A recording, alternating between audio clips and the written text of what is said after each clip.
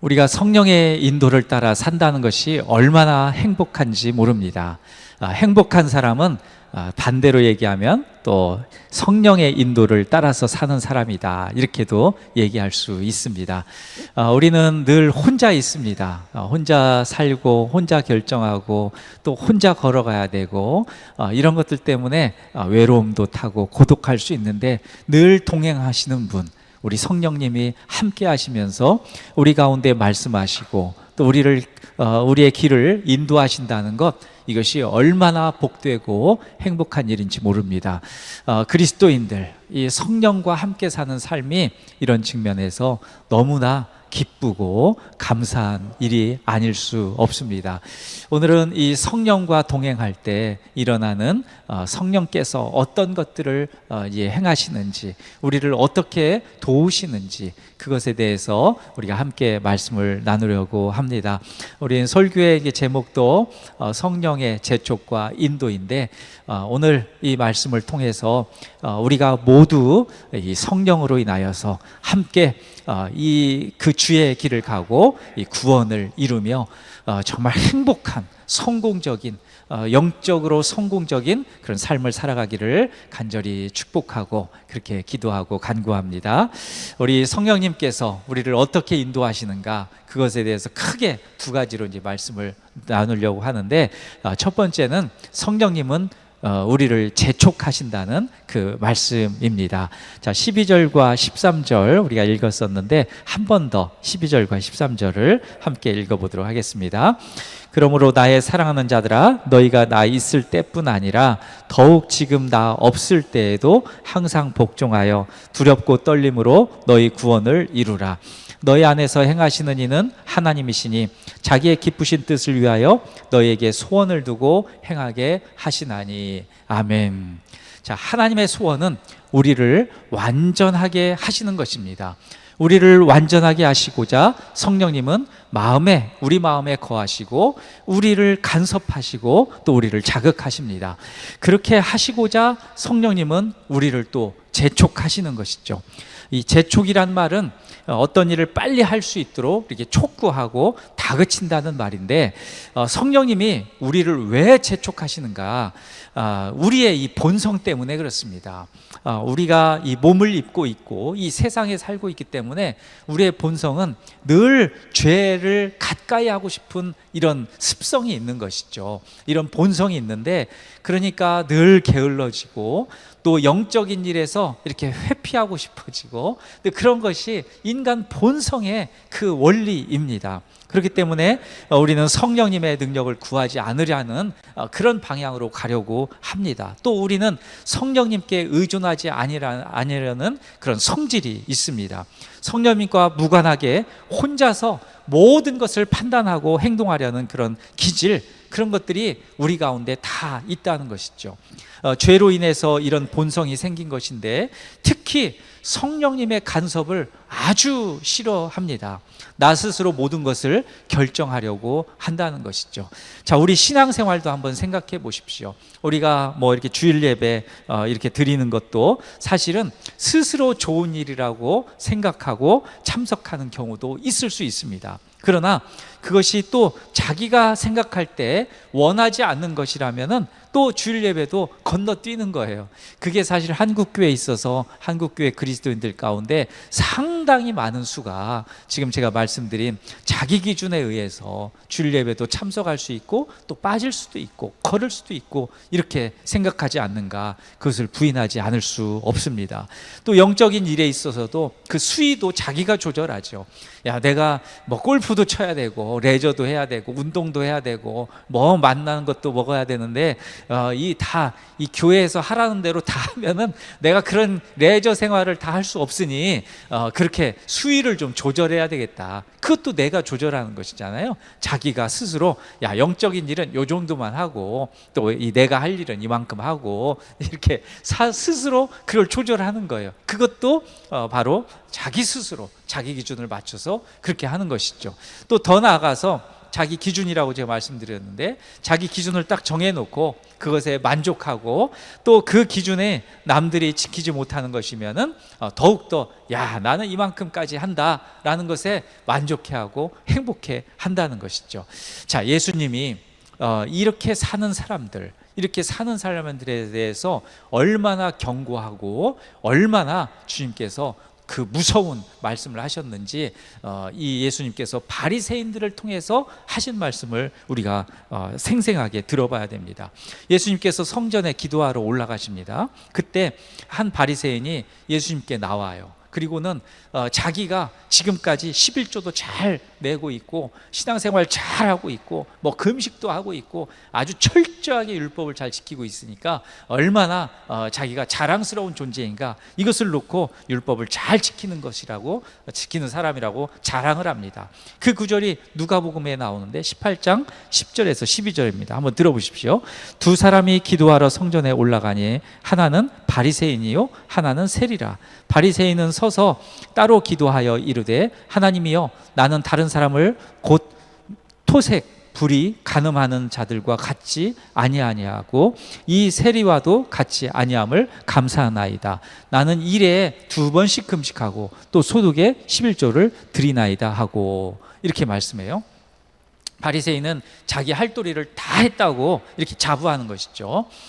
그런데 그 사람은 성령님을 의지하지도 않고 또 그분의 도움을 필요로 하지도 않는 사람입니다. 자기 스스로 모든 것을 할 수 있다고 생각하고 자기 기준에 만족하면서 살았던 사람이 바로 바리새인인 것이죠.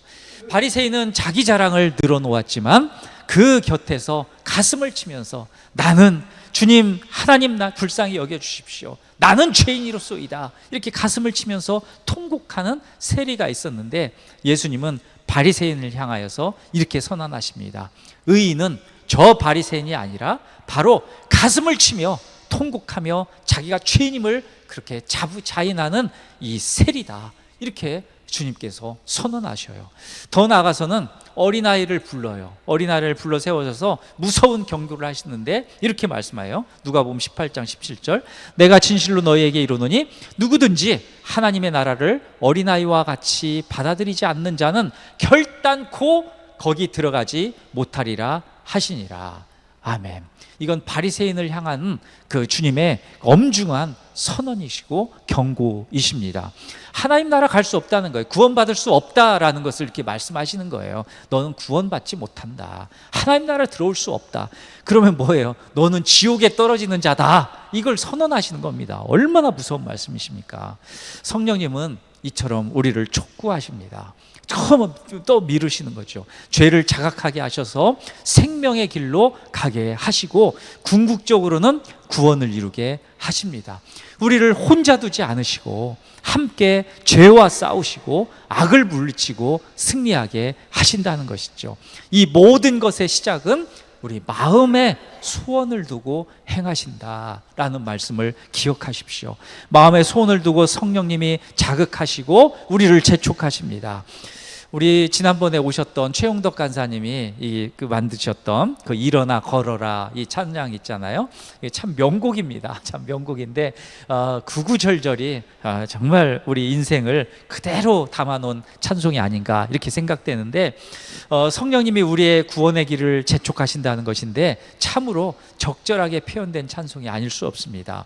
나의 등 뒤에서 나를 도우시는 주, 나의 인생길에서 지치고 고나여 매일처럼 주저앉고 싶을 때 나를 밀어주시네. 일어나 걸어라, 내가 새 힘을 주리니 일어나 너 걸어라, 내 너를 도우리. 아멘. 자, 정말 놀라운 말씀입니다. 이 성령님께서 일어나서 걸어라, 새 힘 줄 것이다, 거기 그렇게 주저앉지 말고 새롭게 시작해라, 내가 너를 도와주리라, 그렇게 말씀하신다는 것이죠.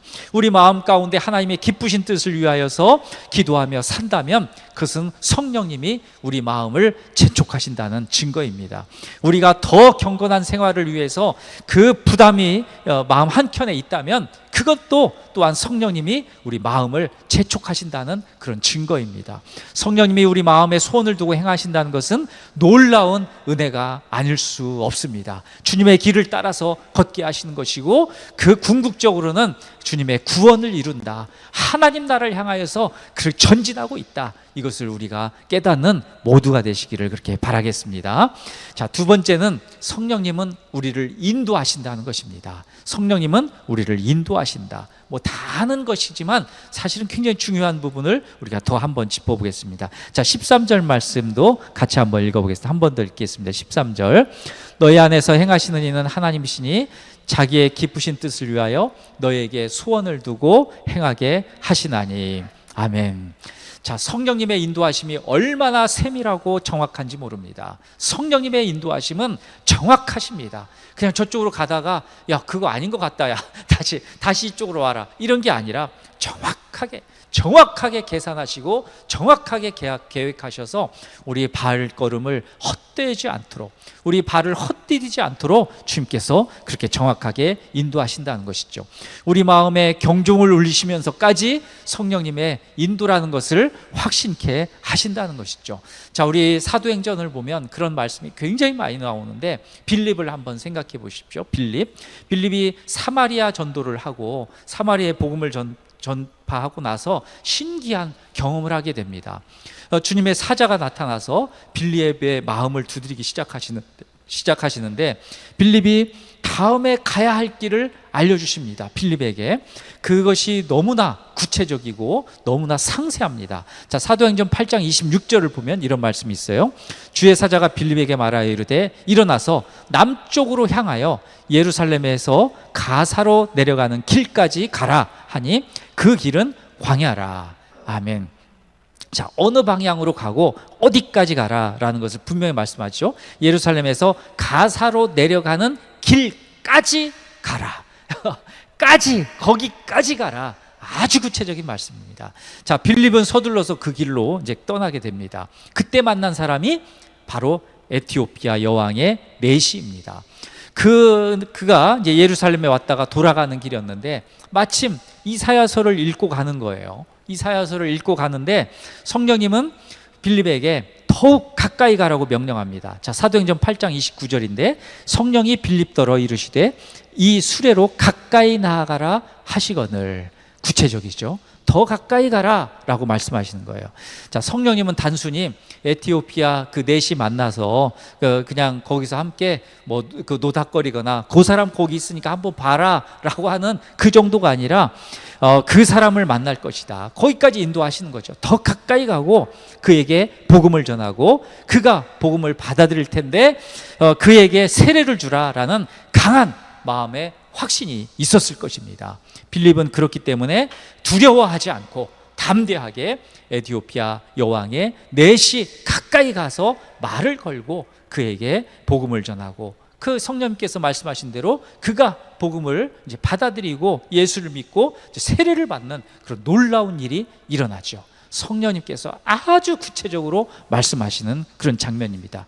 다 사도 바울을 보십시오. 사도 바울도 마찬가지인데, 사도 바울은 이방인의 사도로 부르심을 받았던 사람 있잖아요. 그리고 그 안디옥 교회에서 아시아 선교사로 파송을 받습니다. 사도 바울은 그 첫 시작을 이 남쪽으로 가서 그 아시아 선교를 하려고 그랬던 거죠. 뭐 아시아 선교사로 이방인의 사도로 파송받았으니까 당연한 것이지 않습니까? 그것이 바로 아시아가 지금에 얘기하는 터키 지방인데 그곳으로 이제 향하는 것이죠. 근데 거기가 참 좋은 거예요. 왜냐하면 그 당시 로마의 영향권도 받은 그런 대도시로 아주 전략적 선교 어떤 교두부로서는 요충지로서는 아주 딱인 아주 적합한 그런 선교지였기 때문에 거기가 아주 선교 전략으로는 정확하게 맞아떨어지고 좋은 선교 전략이었고 탁월한 선교 전략이었다, 이렇게 생각할 수 있습니다. 그런데 이게 제대로 되나요? 안 됩니다. 성령님께서 막으셔요. 왜 그랬는지는 성경에 정확하게 기록되어 있지는 않습니다. 그러나 성령님께서 남쪽으로 내려가지 못하게 막으십니다. 그쪽이 이제 남쪽인데 그러자 이제 사도 바울이 야, 이거 어떻게 해야 되냐, 라고 생각하다가 선교팀하고 같이 이렇게 기도하고 생각하다가 북쪽으로 가야 되겠다. 그래서 남쪽을 막으시니까 북쪽으로 가야 되겠다. 근데 북쪽으로 가려고 하는데 그것도 성령님이 막으셔요. 그러니까 이거 어떻게 해야 되나 하고서는 그 좀 예외적인 이런 상황이고 그 이례적인 상황이 지금 발생하니까 사도 바울이 상당히 엇갈려 하는 거죠. 당황해하고 어리둥절해 했을 수 있습니다. 근데 동쪽으로는 다시 못 가요. 왜냐하면 동쪽으로 해서 왔잖아요. 그러니까 동쪽으로 갈 이유는 없고 남쪽도 막히고 북쪽도 막히고 이제 남아 있는 건 서쪽밖에 없는 거예요. 그래서 그 서쪽으로 이제 가게 되는데 그곳이 바로 드로아입니다. 드로아는 이 빌립보 지역인데 그것은 유럽으로 향하는 그런 지역이에요. 그러니까 터키 지역에 머물러 있었다면은 그냥 거기 아시아 지역에서 그 선교하고 복음이 거기에만 있었을 텐데 주님께서 그 유럽으로 향하는 그 좀 더 나가서 서쪽으로 더 전진하게 만들기 때문에 유럽 전체가 또 세계에 복음이 전파되는 그런 일들이 일어나게 됩니다. 근데 하여튼 성령님이 사도 바울을 드로아로 인도하셨다는 확실한 증거를 사도 바울이 알게 돼요. 그게 드로아 도착한 날 밤에 사도 바울이 환상을 봅니다. 그 환상이 사도행전 16장 9절에서 10절에 나오는데 이 말씀이에요. 아주 유명한 말씀이죠. 9절, 밤의 환상이 바울에게 보이니 마게도냐 사람 하나가 서서 그에게 청하여 이르되 마게도냐로 건너와서 우리를 도우라 하거늘 바울이 그 환상을 보았을 때 우리가 곧 마게도냐로 떠나기를 힘쓰니 이는 하나님이 저 사람들에게 복음을 전하라고 우리를 부르신 줄로 인정함이러라. 아멘. 확신하는 것이죠. 야, 이건 성령님께서 인도하셨다. 그래서 남쪽도 막으시고 북쪽도 막으시고 이제 서쪽으로 향하게 하셨구나 라는 것을 확신하게 되는 것이죠. 자, 성령님이 우리를 인도하실 때는 더 좋은 길로, 더 안전한 길로, 더 나은 길로 나은 것을 얻게 하려고 그렇게 하신다는 겁니다. 앞서서 언급한 것처럼 내가 내 기준을 만들고 내 기준에 만족하며 사는 자에게는 결코 바랄 수 없는 신기한 은혜의 체험이 아닐 수 없습니다. 자, 우리는 이 최 집사님의 간증을 우리가 잘 알고 있습니다. 우리 최 집사님이 걸어온 인생길을 우리가 잘 알고 있습니다. 이 정말 은혜로운 그런 간증이 아닐 수 없는데 한순간에 인생의 모든 것을 잃고 10여 년 동안 이 고난의 삶을 살아야 하셨던 것을 우리는 압니다. 그동안 제가 이제 말씀을 쭉 들으면서 이 말씀을 이렇게 이 정리를 해보니까 크게 7가지를 이루신 것 같더라고요. 제가 하여튼 이건 제 나름대로 정리한 겁니다. 그것은 50대에 맞았던 권고사직, 그리고 또 받았던 퇴직금마저도 이 사기당하는 다 잃고 마는, 그리고 또 그 나름대로 어떤 사업장을 열어서 하시려고 했는데 이것도 대기업의 어떤 횡포 장난질 때문에 이것마저도 폐업하셔야 돼 갖고 이것도 잃으신 거죠. 또 그로 인하여서 모든 것들을 이제 부채들을 감당해야 되고 하니까 있던 집까지도 이제 팔아야 되는, 그러니까 있던 집도 이제 없어진 것이죠. 그리고 이제 2 따님이 있었는데 2 딸도 이제 여의지 못해서 이제 시집도 보내고 해야 되는데 이것도 이제 못하신 거죠, 아직도. 그리고 이제 더 나아가서는 이제 응급실로 가셔서 이제 지병이 이제 돋아가지고 이제 호흡도 못하시고 응급실로 가야 했던 그런 일. 그리고 하나 더, 이것은 이제 부부간에도 이로 인하여서 별거를 하게 됐던, 이건 이제 제가 요약해 본 거예요. 그래서 크게 7가지를 이루셨는데 사실은 이 7가지가 인생의 전부 아니겠습니까? 가정도 잃고 부부관계도 잃고 또 하는 모든 이 직장도 잃고 또 있는 그 모든 자본도 다 잃어버린 거, 이건 인생 전체를 다 잃어버린 것인데 그것도 다시 재기를 할 수 있는, 30대 40대라면 재기를 할 수 있죠. 근데 50대 되자마자 이런 일들이 있으면 제2의 인생을 시작해야 되는데 이건 완전히 절벽에 떨어지는 것과 낭떠러지에 떨어지는 것과 마찬가지인 인생이었다는 것이죠. 그런데 놀라운 것은 우리가 알거니와 10년 동안 고난 가운데 있게 하셨지만 놀랍게도 10년 동안 그 모든 것을 하나씩 되찾게 하셨다는 거예요. 마치 욥과 같이 권고사직, 이것도 평생 직장을 얻게 하셨어요. 그래서 건강만 되면 이제 일할 수 있는 이 직장을 얻게 하셨고, 퇴직금 사기 이것도 극적인 상황에서 되돌려받는 그런 계기를 또 성령께서 마련해 주셨고, 또 사업장 폐업 이것도 아까 말씀드린 대로 평상 직장을 이제 얻었기 때문에 이것도 회복된 것이고, 또 이 두 딸을 결혼시키지 못했던 것도 알아서들 척척 결혼을 다 해서 이렇게 결혼을 하게 됐던 것, 또 응급실까지 가야 했던 이런 극한 지병도 완전히 회복된 것, 또 더 나아가서는 이번 한 몇 주 사이에 일어났던 놀라운 일, 이 부부간에 이 별거도 있었던 이 일도 극적으로 하나님께서 성령께서 역사해 주셔서 이렇게 결합을 할 수 있게 인도하시고, 또 더 나아가서 이 집까지도, 이제 없어졌던 집까지도 다시 찾게 하셔서 2년 뒤에는 이렇게 이 청약을 받으셔서 이렇게 입주하신다고 그러시잖아요. 자, 제가 꼽았던 게 잃어버렸던 7가지를 10여 년 동안 잃어버렸던 7가지를 다 회복하게 하시는 놀라운 은혜의 경험을 하게 만드셨다는 것이죠. 이것은 성령님의 은혜가 아닐 수 없습니다. 성령님께서 10여 년 동안 재촉하시는 것이죠. 그 길 아니다, 참아라, 말씀은 다 안 하셨지만 얼마나 두렵고 떨림이 있으셨고, 얼마나 한심스러웠을 수 있고, 얼마나 좌절스러울 수 있었고, 얼마나 실망스러울 수 있었겠습니까? 그럼에도 불구하고 성령께서 그때그때마다 말씀하시고 도우시고 다시 일어나게 하시고 하루하루를 살게 하심으로 인하여서 10여 년을 버티게 하시고, 그로 인하여서 주님께서 모든 것들을 하나하나 다시 회복시키시는 놀라운 은혜를 경험케 하셨다. 이 놀라운 것을 우리가 함께 나누고 있지 않습니까? 우리가 알고 있습니다. 성령의 역사입니다. 그런데 하여튼 그 놀라운 것은, 이 모든 것을 성령님이 하신 것이라는 것을 어떻게 알았는가? 마음의 소원을 두고 행하셨기 때문에 그렇습니다. 마음과 생각에 그런 마음을 두셨다는 것이죠. 이것은 어떤 특정한 사람에게만 일어나는 현상이 아닙니다. 예수 그리스도를 구주로 믿고 주님을 위하여서 살겠다고 헌신하는 사람들에게 일어나는 성령님의 놀라운 역사가 아닐 수 없습니다. 성령님은 우리 마음 가운데 소원을 두고 행하십니다. 그래서 우리 마음을 재촉하십니다.